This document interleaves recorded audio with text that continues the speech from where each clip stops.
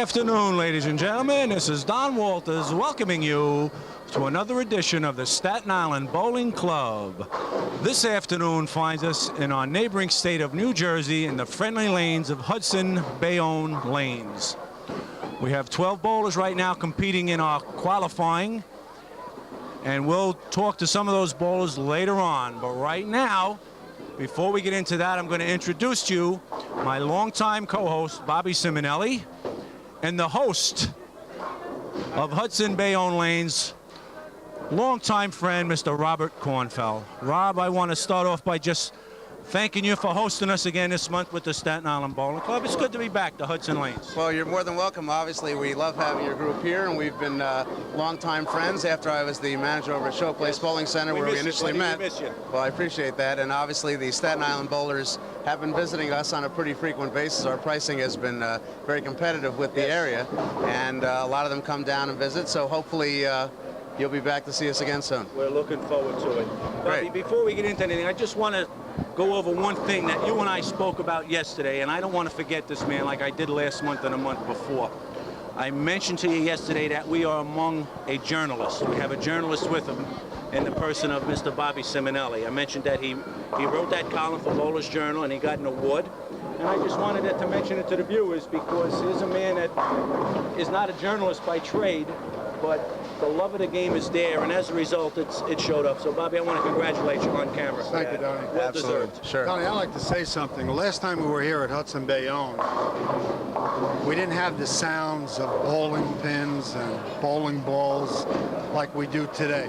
The place is packed over here, while most bowling centers on a Sunday are down, and they're not doing the business that Hudson Bayonne Lanes are doing. And I'd have to say that Bob has done a heck of a job in this center from the last time we've been here. I see kids running all over the place, families all over the place, and it looks like it's really becoming a family-orientated center, Bob. Well, I appreciate you mentioning that. Business has been very good lately. We have been able to increase business by doing a lot of special promotions, which I feel is really a very important part of the business. Among our specials, we're running a singles night, ladies night, men's night, offering discounted bowling, and what's happening is a lot of family people are coming out now. Where before we were a little bit limited on our open bowling, now we have a waiting list. We've actually had to put up a numbers machine up at the desk where you take a ticket like you would in a delicatessen to get a lane on certain occasions. So it's a kind of problem we wish every proprietor had right now. I'm sure you can understand that. Well, we had certain bowling centers on Staten Island that were doing this type of business when you were available, and since you left Staten Island, it looks like Hudson Bayonne is the one that got the gift of Bob Cornfield. I'd like to say one other thing, Bob, is that the promotion that you're into bowling, okay, a lot of it has to do with the families in your community. Right. And it looks to me like you're doing a lot of community work. Do you ever have any of the, we'll say, different Democratic leaders or Republican leaders from the community coming into the center? Actually, it's a big factor around here. This is a very politically oriented area. As a matter of fact, a couple of our leagues, the mayor of Jersey City and the mayor of Bayonne actually throw the first ball. They know that the bowling community is a very important part of their needs here, and if they were to negate them, obviously they'd be affected directly, and they're well aware of it. So we're very politically oriented, and they know very well to take care of the people here. Well, maybe you can fill us in on something else I heard when I was standing in the back before about a tournament that is coming up at Hudson Bayonne, a Staten Island Classic tournament. Perhaps you can tell the viewers that are watching in Staten Island something about this tournament if they want to come over and bowl. Okay, well, the tournament that we're going to be running is familiar to many of the bowlers, not only from Staten Island, but obviously from Brooklyn, Queens, the Bronx, all the boroughs. We're running the 4th annual New Jersey Classic Tournament, and it's going to be a handicap event, 2 divisions. The A bowlers will be averages 180 and above, and the B 179 and below. And we offer a $3,000 guaranteed first place prize. And the tournament's open to virtually all bowlers except those with PBA touring cards. In the past, the ironic part of it is the tournament has never been won by a guy from New Jersey. Make that. It's always been a New York bowler. So we're going to see if that changes. Of course, I don't think the New Yorkers would mind if that trend continued. So hopefully they'll join us. Well, I think we can get some New Yorkers to come over here and compete in your tournament. I think right now we're going to go over to Donnie and see who he's going to interview next. Okay, great. Thank you.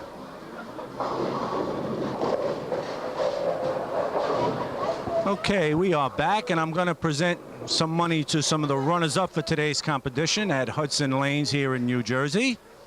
And 12th place this month was second-time finalist Jerry Rogers. Jerry, you bowled in 2 tournaments with the bowling club.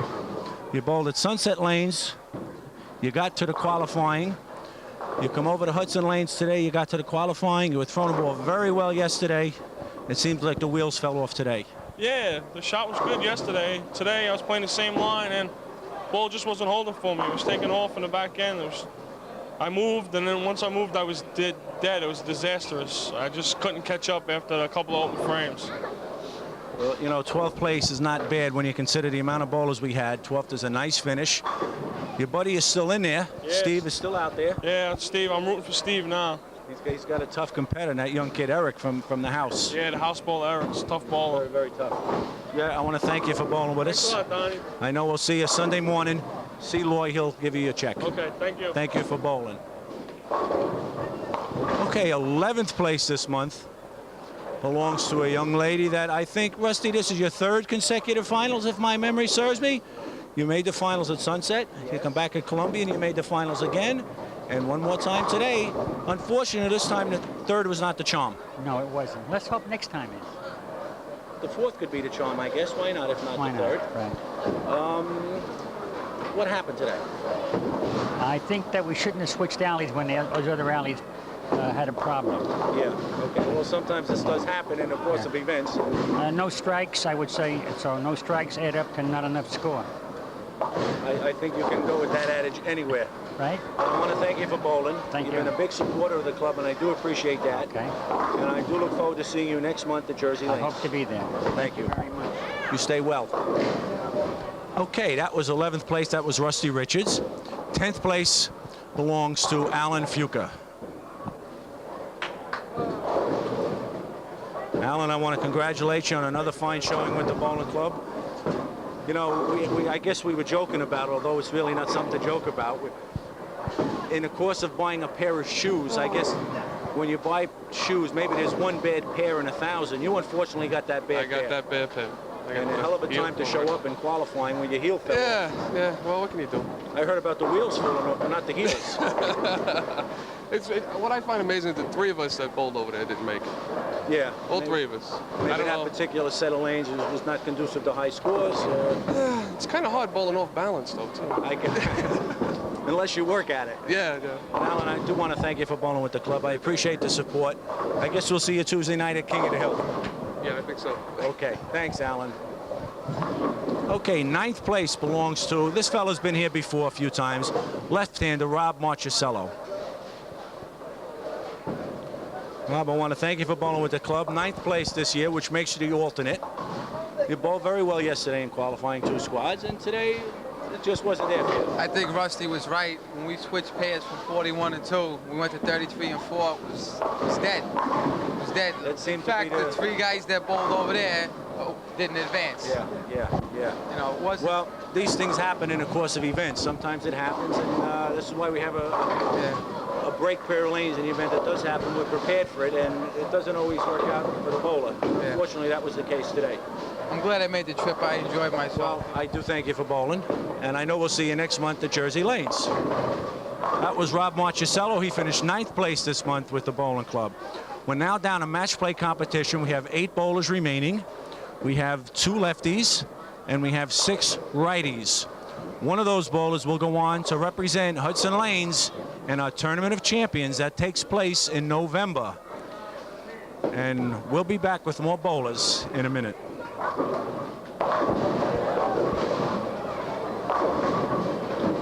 Well, we're back here again, Bob, at Hudson Bayonne.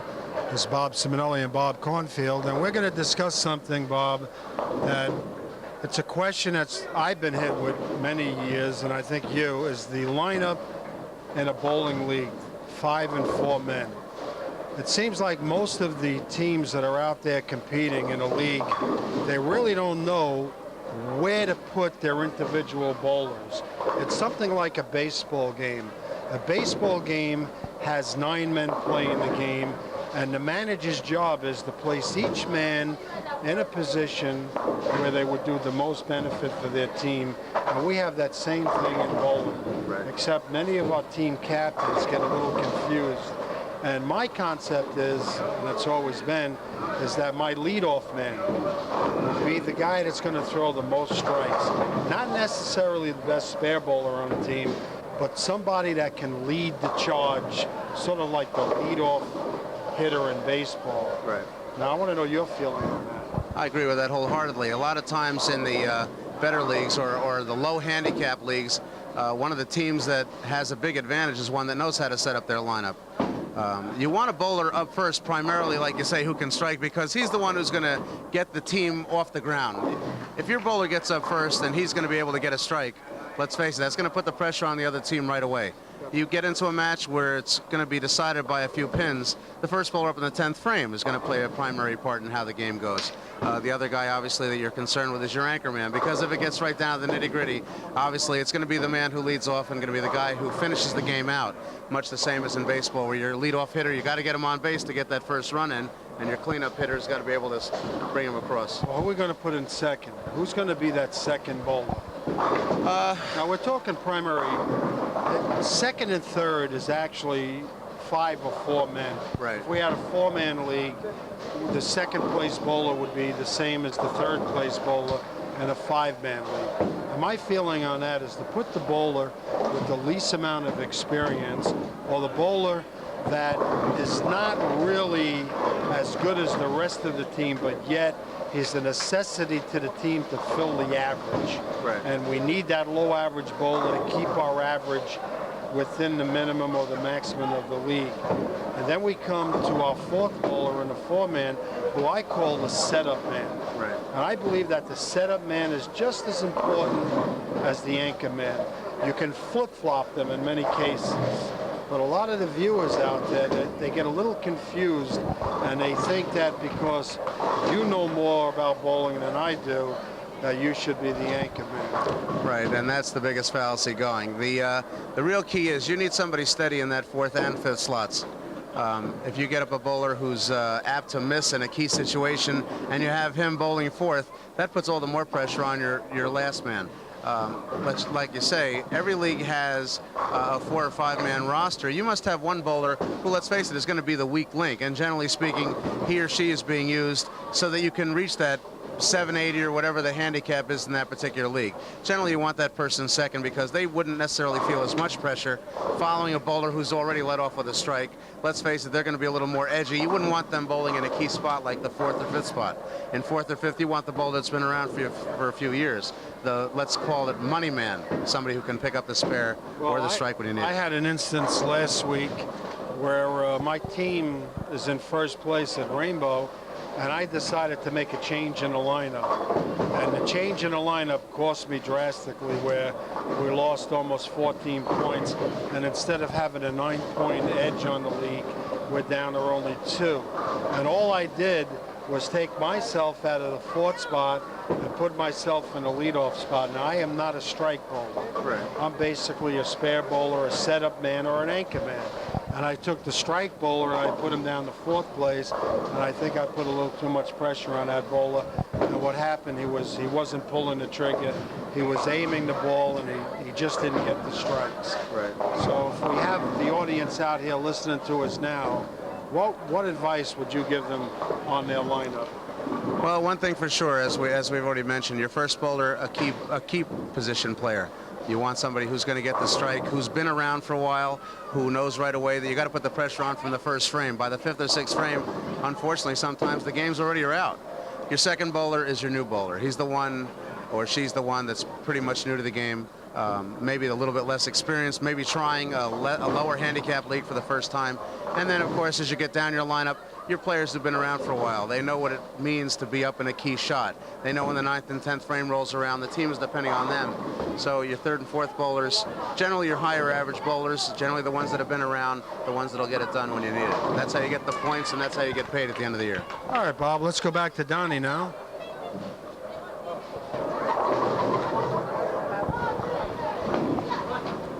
Okay, we are back with the Staten Island Bowling Club, and we have 4 bowlers that finished 5th through 8th, and we're going to pay them right now before we bring you our championship match.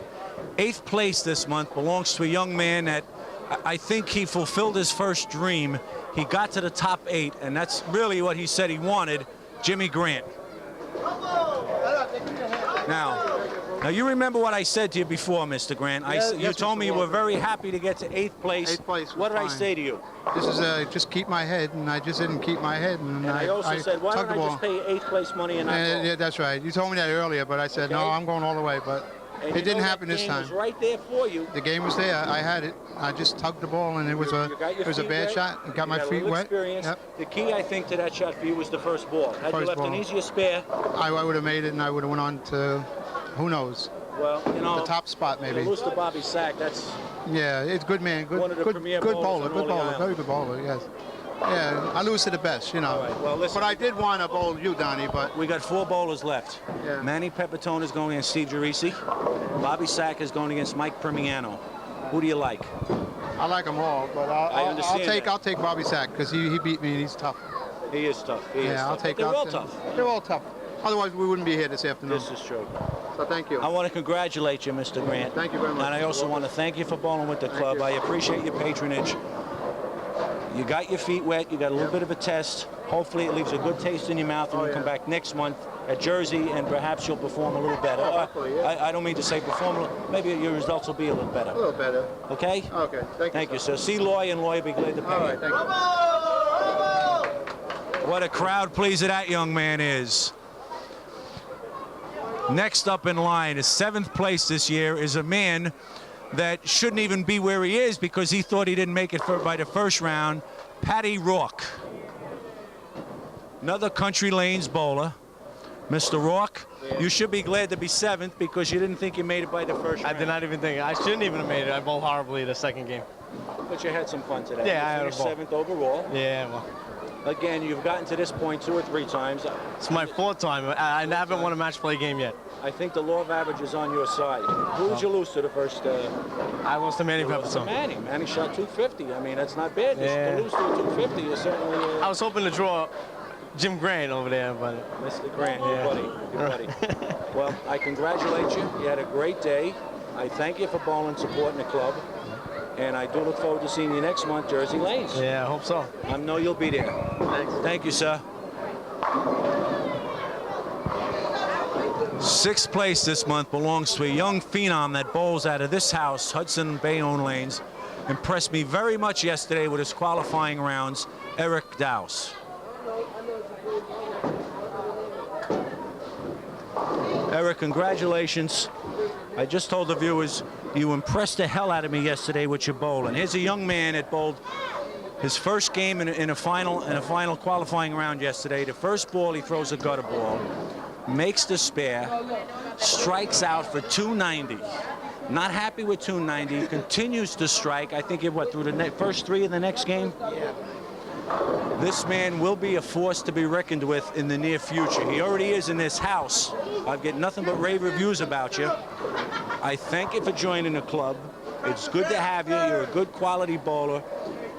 Above that, you're a very nice individual. And I know you're not that familiar with our bowlers in the club because you're new to it, but we've got 4 bowlers remaining. Is there anybody that you can see winning over here out of the 4 guys on the left? I like that guy Steve to win this one because he gave me a hard time in the elimination match. That's fair enough. He's already had 1 title with the club. You know, 2 years ago, his first title at Country, so he's looking for a 2nd title. I hope to see you next month at Jersey Lanes. Oh, I'll be there. Very good. And maybe I'll see you Tuesday night at King of the Hill. I'll be there. Because you know Mr. Charest has been dethroned since we last spoke. But we can always use another king. Okay. Eric, I congratulate you. See Loy, he'll give you a check for this month's winnings. It's Eric Dow, 6th place this month with the Staten Island Bowling Club. 5th place this month belongs to a man that's been here before. I hope he doesn't dress according to his personality because he's in yellow, and that's Bobby Garzone. I happen to know he doesn't. I know you bought that shirt with us in mind today, Rob. Your first game you went up against Mike Primiano. You're giving away a lot of pins. 18. They come down to the 10th frame. He needed 2 in the 10th, and he got it. Yeah, he threw the ball really well. I threw the strikes in the beginning. He threw them more at crunch time. He struck from 7 out, threw a 9 count on the last ball. I had him by 50 pins at one time. Yeah. He came back. I did what I thought I had to do. I made a double. I threw my spares. He just kept striking. Mikey threw the ball good. didn't quit. He finished second. You know, when Laurie won at Sunset, he finished second to Laurie. Yeah, he threw very good. He wants it. He's got a taste of it, and he wants it. Very good bowler. He's using a new sumo bowler and a sumo ball. Gets a lot of revolutions on. He got a lot of carry with it. And put the ball where he had to. Made a nice clutch shot. But I want to thank you, Rob, for bowling with the club. Thank you. You've been a mainstay. I appreciate it very much. Just like to say, I think Bob Kornfeld did a nice job with the house here. The lanes were really nice. Hudson, they were very good to us. Thank you, Rob. Next month, Jersey Lanes. Okay, we have 4 bowlers remaining. We have Manny Pepitone against Steve Girisi, and we have Mike Primiano against Bobby Sach. Now, 3 of these bowlers have titles of the bowling club already. Bobby Sach is the only one in the field that's still looking for his first title with the Staten Island Bowling Club. Now, if he goes on and gets that title, remains to be seen. But we will bring you that match in a minute.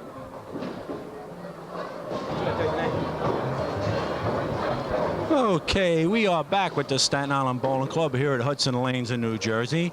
And I have with me the young man that finished 4th place this year at this event, Steve Girisi. Steve, I want to congratulate you. You were vying for your 2nd title with the Staten Island Bowling Club. Unfortunately, you fell 1 game short of that quest. Well, Manny bowled very good. I had 1 early open, so did he. And then I opened again with the 7-10 split, which really hurt me. And he tripled on top of that, which really knocked me out of it. I feel I got lucky to get past the first match. Eric is an excellent bowler, and I got lucky to double into 10th frame to beat him. And I'm just happy that I finished 4th place. 3rd place ain't bad, my friend. Now we got Bobby Sach going against Manny Pepitone. And Manny has been to the winner's circle twice with the bowling club, and Bobby Sach is still looking for his first opportunity to advance to the TSC. Who do you like? Well, I bowled them both today. It's going to be some match. I have a feeling Bobby's going to pull it out. Okay, Steve, I want to thank you. I'll see you next. Well, I'm sure I'm going to see you Sunday. Hopefully, I'll see you Tuesday night at King of the Hill. If not, I'll see you next month at Jersey Lanes. Okay, thanks a lot, Donnie. Thank you, sir. Thank you for bowling. Okay, 3rd place. This young man has a 3rd place to his title, and Mike Primiano. Michael, congratulations. A great effort today. You had a 2nd place finish at Sunset Lanes against Laurie. I guess that left a good taste in your mouth. You felt 1 game shy of a possible 1st place and your first title with the bowling club. Right. I give Bobby a lot of credit. He bowled a good game. He was giving me 27 pins, but I was all over the place. Well, you know, you lose to a quality bowler like Bobby Sach. It's certainly not a sin. No problem. So you finished 3rd place. That's not bad. Now if you have a 2nd place, a 3rd place. I have a feeling that somewhere down the road you're going to be in a winner's circle. Yeah, eventually. Perhaps it'll be next month at Jersey Lanes. I hope so. Michael, thank you. As always, you give my regards. Okay, ladies and gentlemen, we're down to our title match. We have Bobby Sach vying for his first title with the Staten Island Bowling Club, and he's going to be going up against Manny Pepitone, and Manny is a 2-time title holder. How's that? 2-time title holder of the bowling club, and we're going to bring you that match right now. Well, Donnie, we're all ready to go on lanes 43 and 4. We have Manny Pepitone and we have Bobby Sach. Now, let me tell you something. This Hudson Bayonne place is really buzzing, Donnie. He's got every single lane in this place humming. Well, as you had said earlier, Bobby, it's a family-type atmosphere, and that's what he's trying to instill in this establishment, and he's doing a good job of it.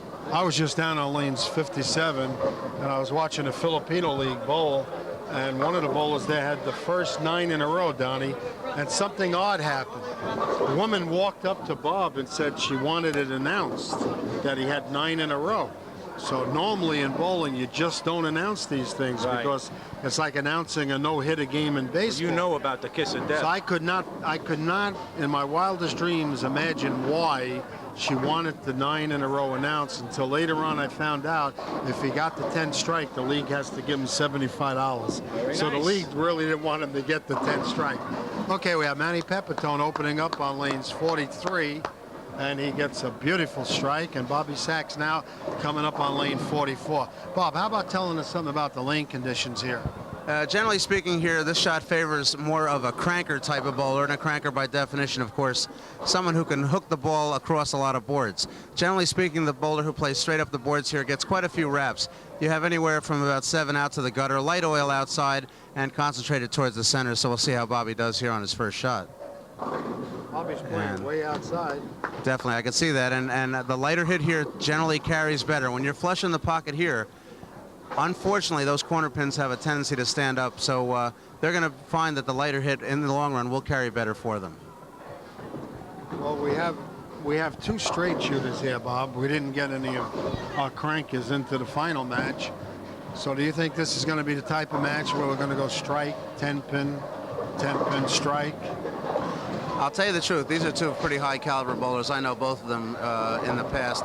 I think it's going to come down to a key spare somewhere in the game, possibly a bucket where they don't quite get enough fingers in the shot, leave a 6 count, and the ones who can make those spares when they need them, I think, are going to be the winners of the match. Well, there's an example right there, Bob. He left up the 110. He sent that ball out a little and just didn't make it back to the pocket.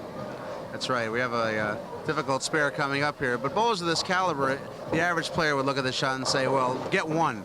But sometimes you'll be surprised. Bowlers in the 190 to 200 average grouping might take a shot at something like this, especially early in the game. It's a good point to keep in mind. Early in the game, you can take that risk. Well, just remember, when you're on a strike and you shoot for a split, make sure you hit one of the pins because 1 becomes 2. Bobby goes cross lane, and he's just a little too high on the head pin. Leave it up to 10. Now, what's the handicap in this match, Donnie? Probably the difference in the handicap in this match. Manny Pepitone is getting 19 pins, and Bobby Sach is getting 8. So Manny right now is a difference of 11 pins. Well, Manny, as you know, excuse me, Bobby, I'm sorry. Manny, as you know, already has 2 titles with the bowling club. He's looking for his 3rd title. Manny basically goes straight up, Bob. As you can see, he crossed over and he got what we call in New York a Jersey strike. Over here we call them Brooklyn strikes. Nevertheless, he's on a double coming up in the 3rd frame on lane 43. Sort of put him up in the driver's seat a little bit, and Bobby Sachs very early in the match finds himself down. You got a very good point there. I think one of the most important things to note there was Manny rushed the shot. I think if you asked him afterwards, he'd admit that. The ball came over on the cross, but he got a lucky break, and every bowler needs that every so often to help him out. But as you can see, they're both going a little bit high on that head pin, and they're going to find out if they don't have what we call fingers, and they come out of that ball a little bit light without the roll on the ball, they're going to be leaving a lot of very awkward splits. And you can see that this pair obviously has a little bit more of the lane conditioner on it. When they get into that middle area where the oil is really concentrated and they don't have their hands deep into that ball and let the ball roll properly, the ball hits flat, and obviously tricky spares can be left. Well, I think we should tell the viewers that 43 and 44 was not used all day. So like Bob said, there is a lot of oil concentrated across the lane as Pepitone just chopped the 6 off the 10. And that allows Bobby Sach back in the game. Well, he's got a little more breathing room now, coming up in the 3rd frame on lane 44. He struck earlier in the match in the 1st frame on this lane. He got that ball up on the lane, and he carried the 4-pin, Bob. Now they both have got themselves a break. Now what I'd like the typical player to do right now is keep an eye on Bobby when he picks up the ball. He has picked up early in the match on the fact that there's a lot of conditioner out there. When he picks this ball up in his hand, watch him. He's going to take his pinky on his right hand and cup it underneath the ball. Then you watch the way that he'll hold the ball with his wrist. He brings the wrist all the way up and almost palms the ball. Now, the purpose behind that, obviously, as we mentioned before, he's more of a finesse player, but with all the conditioner out there, he's trying to help that shot along. Now, you'll see the pinky is underneath the ball, the wrist is cupped, and he's going to try to soften up on the shot. He's going to try to get a little more roll on it and try to get outside the oil into the dry boards and let it roll up. And that can be the result. Even though he did tug it a little bit, the conditioner's holding it. He smiled on that shot, Bob, because he knew he put it into that heavy oil, and the oil brought it back into the pocket. Well, let's see how Manny Pepitone responds now to the first double by Bobby Sachs. Manny's using a sumo bowling ball. one of the softer urethane balls on the market. And Bobby looks like he's using a purple hammer, which goes a little longer. Manny high again on the head pin. Manny's going to have to make some type of an adjustment, Bob. It looks like he may have to move a little bit to the left and get the ball into the oil. His ball's rolling a little quicker than Bobby's. That's right. Interesting point to make note of is the fact that you could almost tell, because the insiders would know right away, that these guys are really not playing the shot here. They're playing right off the corner, pointing the ball up towards the pocket, and frankly, here you're better off playing around 7 or 8 and swinging it out to 3 or 4 and letting it roll up. These guys who are pointing the ball, they're going to find the ball diving up towards the head pin, and they're going to be in a lot of trouble, but both of them have yet to make that move so far. Well, Donnie, we have Bobby Sach now with 28 and a double. He's got 2 strikes into the 4th frame. We have Manny Pepitone with 56 in the 3rd, working on a spare, getting up on lane 43. Manny's going to have to settle down a little bit. His feet are a little too fast. He's not giving the ball a chance. That looked pretty good coming out of his hand. Just quite didn't make it up. It seemed to die a little bit as it was going down the lane. Well, like Bob Cornfield said, there is a little more oil on the lane.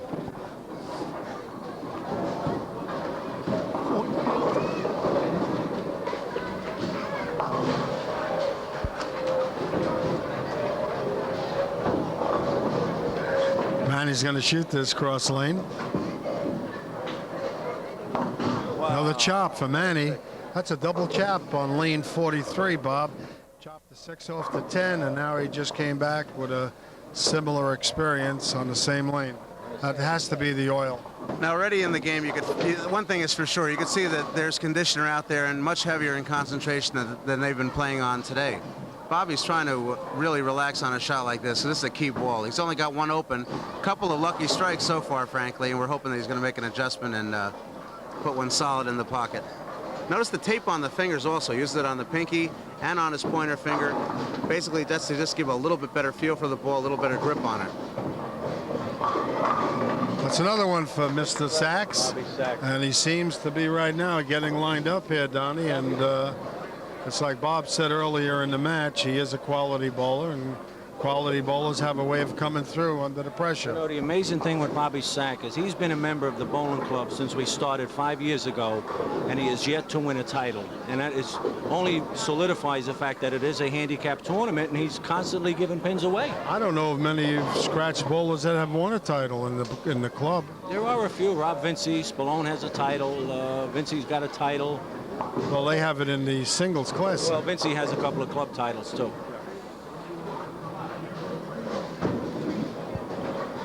I'll tell you, he's really rolling that ball now, Bob. Look at that 10-pin tilt. What's the matter with 2 pins in it? 10-pin will tilt when you move it off the deck over a little bit. Look at that pin shape. Just a little bit of a break there, and he'd be going on a 4-timer. He's got the pressure squarely on Manny right now, and basically he's in the hole. Manny still seems to be searching. We're going to see if he can make that adjustment in his next shot. Oh, Bobby's going after a 10-pin. He's going to shoot this cross lane. Pin stops shaking, Donnie. Bobby goes cross lane and just about makes it. He missed one, Donnie. He missed one in the semifinal match that almost cost him the match, where Jimmy Grant had to get up, and if Jimmy Grant spared in the 10th, Jimmy wins that match. And I think that might have been on Bobby's mind then when he was shooting a 10. Want to pack up and go home at that point, and Jimmy Grant missed the spare. Very important point to note when you're shooting at a 10-pin. You got to stay down. A lot of times what the bowler does to miss it left in particular is come up on the shot before he releases. Well, Manny seems to have made an adjustment, and he's back in the pocket. And he really blasted away those pins, wiping all 10 off the deck. Manny now getting up in the 7th frame, working on a strike, 83 in the 5th. A strike in the 6th. Bobby Sach, 107 in the 5th, and a spare in the 6th. Important to note how that handicap will come into play now. A double here, and he's right back in the game. He's 13 down going into the frame. He's got that ball rolling, Bobby. You see he's putting it down a little earlier. He's not forcing the ball, and he's getting it to roll down the lane. Threw that ball with a lot of confidence, Bobby. Looks like he may be getting ready for the home stretch. And he made a big speed adjustment also on that shot, I noticed. It's amazing in bowling how the tide can change from 2 to 3 frames to the next 2 or 3 frames. At any given moment, the bowler can split, miss the spare, and the other bowler comes back with a double. Just when you think he's out, he's back in the match. But you know, Bobby Sach is not the type of bowler that's going to beat himself. You have to go out there and beat him. Taking a little extra time on this shot. Very important ball. He knows Manny's making a big comeback right now. A little too high on that. He was just a little too tentative, Bob. You said he took a little extra time, and that can also work against the bowler. Once a bowler has to stop and think, he can offset his timing. And in this case, bringing Bobby too high onto the head pin, leaving up the 4-7. Let's see how he goes cross lane. Shouldn't have much of a problem with this. A straight-up player such as himself, who's usually a good spare player anyway, this favors his type of release. He shouldn't have any trouble with this.